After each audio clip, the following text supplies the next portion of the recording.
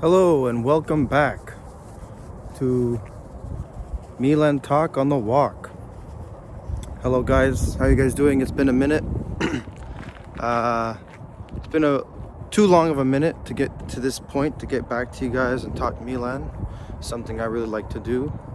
Not to go into too much detail, but at the end of the year, things get busy and you get sidetracked, and then the new year begins and life starts all over again, right? But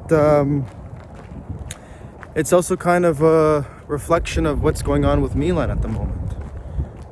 We, in the last month, from the draw on the anniversary day against Genoa, and then the draw against Roma, the last game of the year, two very disappointing results, resulting in 4 points lost between the two games combined, and furthering us from our goal of, Champions League qualification, but in a larger sense, to be competitive in the Serie A, of which in the first half of the season at least, Milan has proven to show that they are not competitive right now.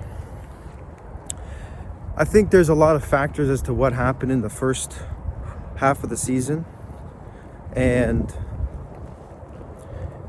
I'm not really sure if, yes, I think the coach selection was not the right one to make. The team did not need a soft coach that is coy with his players, and not to say Fonseca is soft, but he has different strategies of how to motivate players. And in a team that is lacking morale and assertiveness on and off the field, that style of coaching does not translate right now. A lot of Milan fans wanted Conte at the beginning. And you can see why, because look at how good Napoli is doing. First of all, his teams have a track record of performing well instantly. He has immediate effect in his squad, and it's because he does not take no excuses. Milan needed a coach at the beginning of the season that is not going to take excuses or reason with players as to why they are not performing the way they are doing. But it all ended as it did, and Milan goes into the new year with Conceição as the new coach, and they successfully beat Juventus with some very, very fortunate luck. I'll say that. Very, very lucky to get by Juventus in the first game of the Supercoppa. And then you go into the Inter-final game, where we come back and stage an incredible performance against our most fearsome rivals. So this was all a good result up until the weekend passed, where we lost to Juventus and we had no teeth in the game. We really could have won the game easily. We had obvious chances to score the goals that we needed to score, but we did not convert them. And it's apparent now, and I think everyone realizes that Milan has a drastic goal scoring issue. It's covered by the instances of brilliance we get from Pulisic or Leao or Theo Hernandez, but they play different positions, and so you cannot rely on them weekly. And maybe that's a fault of theirs, I don't really know. It could be, but we definitely need a striker in the box, a number 9 forward that can get at least a goal a game. At least somewhere to be 20 goals a season or 25 goal a season player. We play so many games now, especially with the expanded Champions League format, that you need substitutes, multiple strikers that can score. Tammy Abraham and Alvaro Morata with Jovic and Okafor is not going to cut it. Not going to cut it. And it hasn't. It's not going to. We have seen the result of that currently. And then from these games, you guys can really understand the fact that like Milan got pretty lucky. We could have easily lost the first 5 games off the bat. You know, they drew against Cagliari and they beat Como very narrowly. They luckily got the deflection against the Juve game to put them in the game. And then they were losing 2-0 against Inter in the final.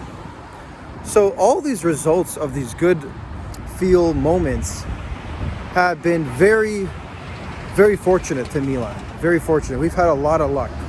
A lot of luck since the new year and since the appointment of Conceição.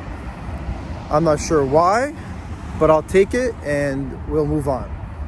And it also kind of goes to show, guys, like stemming off the win a couple days ago against Girona in the Champions League, you know, we had a moment of brilliance, luck, whatever you want to call it, where the ball fell to Benacer and he had a good through ball to Leao and he finishes it. But what happens if Leao does not finish it, right? Are we still in the game? Do we end 0-0? Not sure. So these are all points to be concerned about and to think, and I hope the management is also thinking about this too. Because they definitely are not where they need to be or where we should be. So that's a concern. And hopefully the management will recognize this and address it in the winter market. They're saying we have the Santiago Jimenez player from Feyenoord coming, who just came off a brilliant 2-goal game against Bayern, where they smashed Bayern 3-0. Incredible, absolutely incredible. No one would have expected Feyenoord to win 3-0 to Bayern, but they did, and that's soccer for you.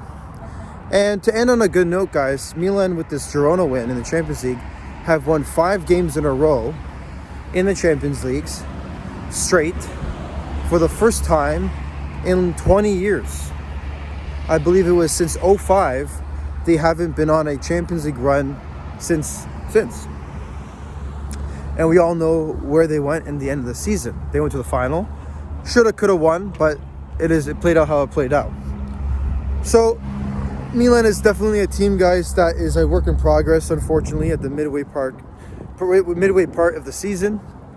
And they're not bad, but they're not terrible. They're good, but they're not awesome. They're where they are, right? We need to be more disciplined, and we definitely need to find a goal scorer, a consistent goal scorer that can impact and affect the game daily. Yeah. Anyways, guys, I'll sign off with that for my Milan weekly or monthly recap, and we'll talk again soon. Ciao for now. Forza Milan.